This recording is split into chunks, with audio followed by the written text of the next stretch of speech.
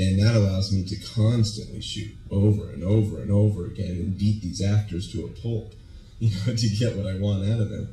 And so that's why those choices are made to do a lot of mini DV. It's not because, ooh, I love the mini DV look or whatnot. It's, no, specific to, I need to get audio.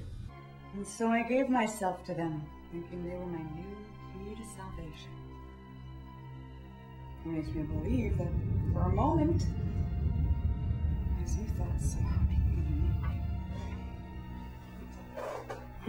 unbeknownst to me,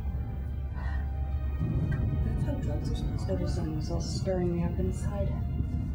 But most of the film is actually shot with those Bolex cameras. And I've worked with motors so much that I got keen to being able to listen to the motor instead of looking at the motor.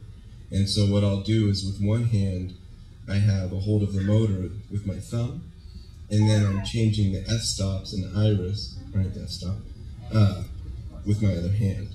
And so you can basically measure your lens, right, with your f-stop. You know from your finger, well, this went to a 4, and that went to a 6, and that went, you know, and I can tell how far I have to turn it. I may be off by a point or two, but depending on how fast that motor's turning or slow that motor's turning, that's going to dictate to me what my f-stop's going to have to be.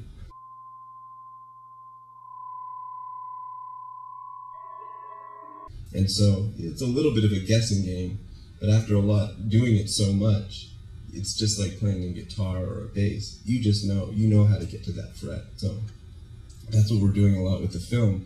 So when you see a lot of these images that look like, wow, he did like 1,000 cuts within 3 seconds, that's not true. That's the motor. And that's how I'm making that happen. And it's not fancy editing. It's in-camera work. Leave! What? If you're gonna be that fucking insensitive, you might as well go over your fucking character! Not everything, but, you know. Fuck you! Fuck you! There's no break. I am gonna have to make up these from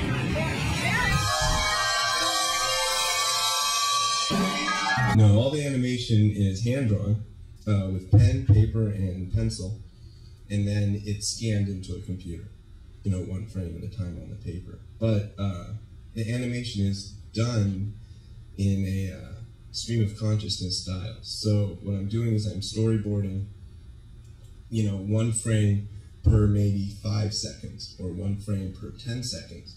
So I have a frame and I go, okay, mentally I have to get to this spot.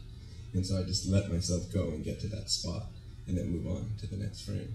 And then the stop motion animation with the little toys and even the Fiesta form with the big puppet-like people, those are people in those costumes.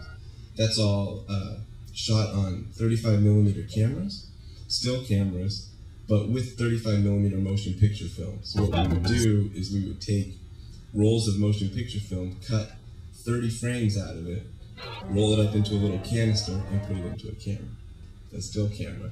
And that enabled me to shoot actual 35mm film without renting a Panavision camera to do my animation. So, yeah, cameraman. What's your relationship to Trey, and how hard was it to get him to dedicate 2 years of his life to this movie?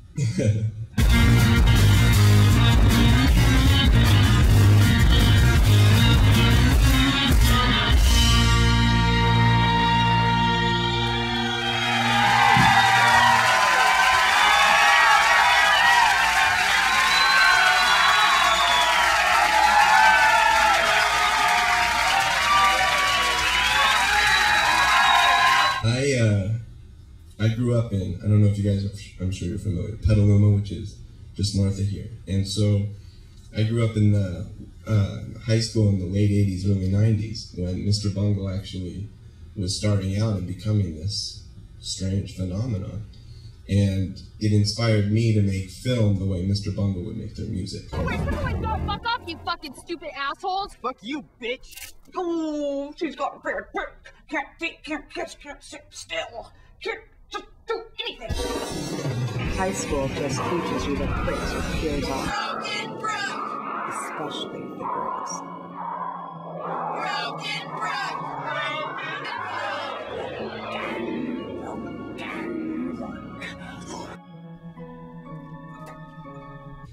So I go off into the world to go learn how to make movies and animations, and then I come back to California and I start on this project.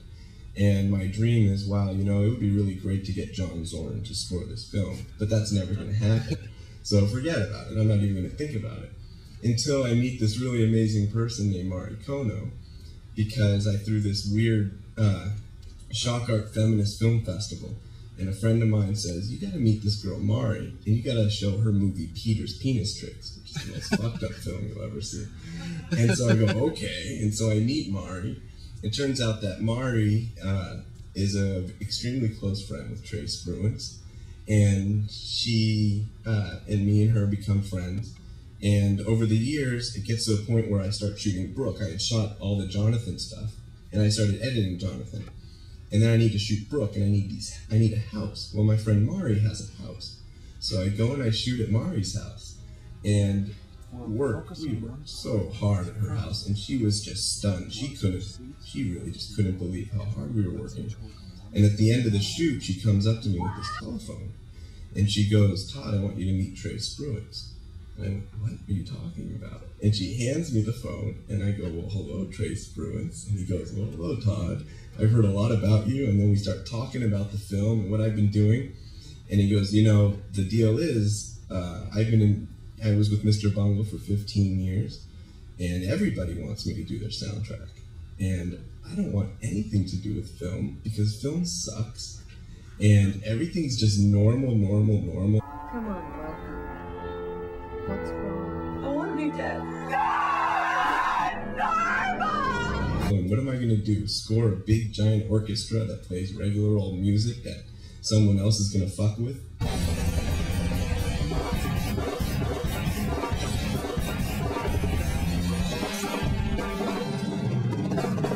You know, and just raise the level a little and lower the level a little, you know, and ooh, there's the soundtrack to a movie that no one cares about.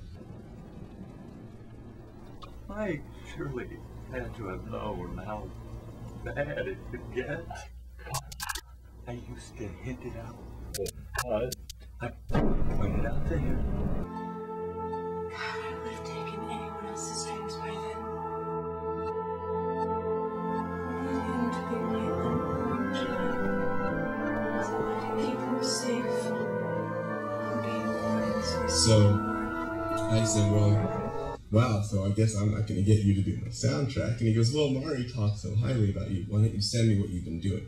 So I sent him about 20 minutes of Jonathan, and immediately Trey calls me up and says, wow, you're making film like I write music. Let's do this.